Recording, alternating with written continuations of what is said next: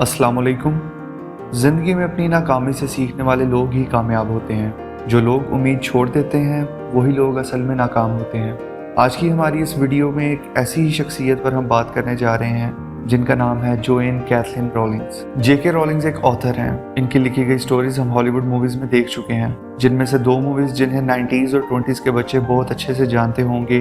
उनकी पहली शोहरत देने वाली मूवी का नाम हैरी पॉटर था, जो कहानी उनके हाथ की लिखी हुई थी, और दूसरी का नाम fantastic beast and where to find them. ये दो वो कहानियां हैं जिनसे रॉलिंग्स ने तरक्की की बुलंदियों को छुआ। लेकिन दोस्तों, हर कहानी लिखने वाले के पीछे भी एक कहानी होती है। जोएन कैथलीन एक मुसन्निफ जरूर थी, लेकिन आज तक कोई भी कहानी उसकी लिखी गई किसी पब्लिशर को समझ में न आई। रॉलिंग्स की जिंदगी में इम्तिहान का वक्त तब शुरू हुआ जब उसकी उम्र 25 साल थी और उसकी माँ इस दुनिया से चली गई। ये तब हुआ जब वो हैरी पॉटर लिख रही थी और इसे 6 महीने हो चुके थे। उसे अफसोस था इस बात का कि उसकी कहानी के बारे में वो अपनी माँ को नहीं बता सकी, जो कि वो लिख रही थी। रॉलिंग्स की माँ की मौत के बाद 1992 में वो पोर्तुगल चली गई और वहाँ उसने शादी कर ली और उसकी एक बेटी पैदा हुई जिसका नाम जेसिका था। शादी के बाद रॉलिंग्स का स्टोरी राइटिंग पैशन उसके साथ था। वो हैरी पॉटर के 3 चैप्टर्स लिख चुकी थी, लेकिन फिर कुछ ऐसा हुआ जिससे रॉलिंग्स की जिंदगी पलट कर रह गई। उसकी शादी सिर्फ 13 माह चली और उसने तलाक ले ली। रॉलिंग्स डीप डिप्रेशन का शिकार हो चुकी थी। वो अपनी बेटी जेसिका को साथ लेती और किसी पार्क या किसी कैफे में बैठकर अपनी किताब लिखती।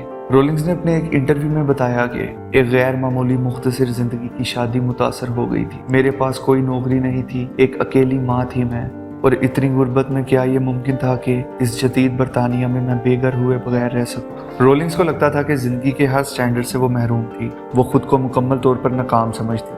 जैसा कि आपको पहले बता चुका हूँ कि रॉलिंग्स डीप डिप्रेशन में मुब्तला हो चुकी थी। वो जिंदगी से हार मान बैठी और उसने सुसाइड करने की कोशिश की, जिसमें वो नाकाम रही। रॉलिंग्स की खुदकुशी की नाकामी ही उसके लिए एक बहुत बड़ा चेंज लेकर आई। उसकी सोच में तब्दीली आई और उसने हैरी पॉटर दोबारा लिखना शुरू किया। रॉलिंग्स गरीब थी, वो कोई कंप्यूटर या फोटोकॉपी का खर्चा अफोर्ड ना कर सकती थी। उसने मैनुअली खुद टाइप किया 90,000 लफ्जों पर मुश्तमिल नॉवल, जिसके कई वर्जन थे। रॉलिंग्स ने बुक टाइप करके 12 पब्लिशर्स को भेजी, मगर हर पब्लिशर ने इसे रिजेक्ट कर दिया। रॉलिंग्स का एतमाद अपनी लिखी गई किताब से उठने लगा। फिर कुछ ऐसा हुआ जिससे रॉलिंग्स की जिंदगी बदल गई। लंदन के एक शहर ब्लूम्सबर्ग का एक छोटा पब्लिशर रॉलिंग्स की किताब को पब्लिश करने पर आमादा हो गया, क्योंकि उस पब्लिशिंग हाउस के सीईओ की 8 साला बेटी को ये कहानी बहुत पसंद आई।